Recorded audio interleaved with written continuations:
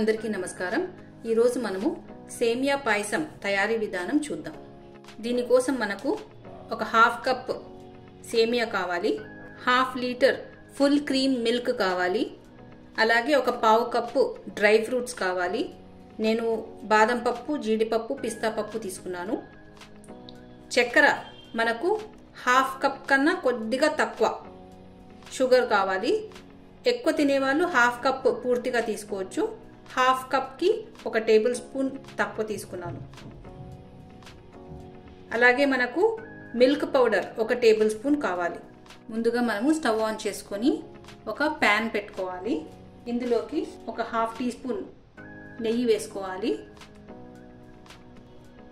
నెయ్యి కాస్త వేడయ్యాక ఇందులోకి డ్రై ఫ్రూట్స్ వేసుకొని దోరగా ఫ్రై చేసుకోవాలి।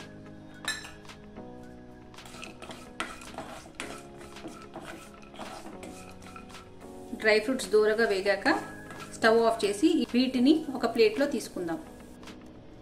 తిరిగి స్టవ్ ఆన్ చేసి ఇదే ప్యాన్లో ఒక హాఫ్ టీ స్పూన్ నెయ్యి వేసుకుందాము। నెయ్యి కాగాక సేమియాను వేసి దూరగా వేపుకోవాలి లో ఫ్లేమ్ మీద।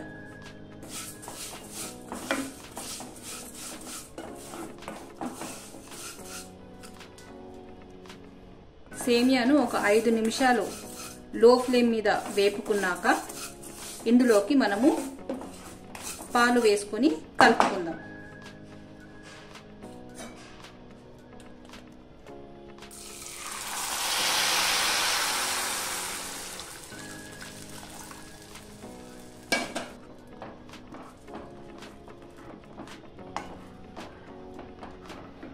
ఇప్పుడు సేమియా బాగా ఉడికేంత వరకు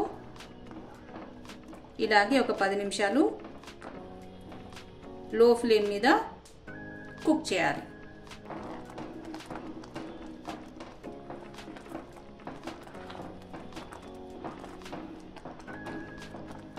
సేమియా బాగా ఉడికింది।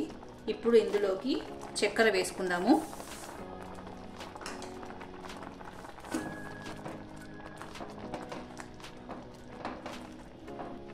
అలాగే మనము ఒక టేబుల్ స్పూన్ మిల్క్ పౌడర్ తీసుకున్నాం కదా, ఇందులోకి కొద్దిగా పాలను వేసి బాగా కలుపుకోవాలి।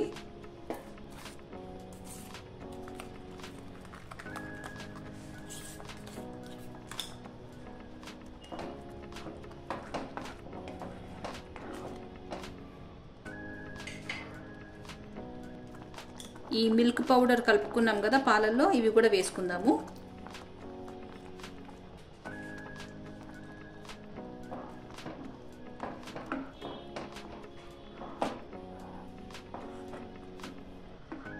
ఒక 5 నిమిషాలు బాగా ఉడకనిద్దాము। ఇప్పుడు పాలు బాగా కుతుకుతా ఉడుకుతున్నాయి, సేమియా కూడా బాగా ఉడికిపోయింది, మన పాయసం రెడీ అయిపోయింది। ఈ స్టేజ్లోనే మనము స్టవ్ ఆఫ్ చేసేయాలి, ఎందుకంటే ఆఫ్ చేసిన తర్వాత కూడా ఈ పాయసం అనేది దగ్గర పడుతుంది। ఇప్పుడు మనం స్టవ్ ఆఫ్ చేసుకుందాము। ఇందులోకి మనము వేయించి పెట్టుకున్న డ్రై ఫ్రూట్స్ యాడ్ చేద్దాము। ఒక్కసారి మిక్స్ చేసేసి బౌల్లో సర్వ్ చేసుకుందాం।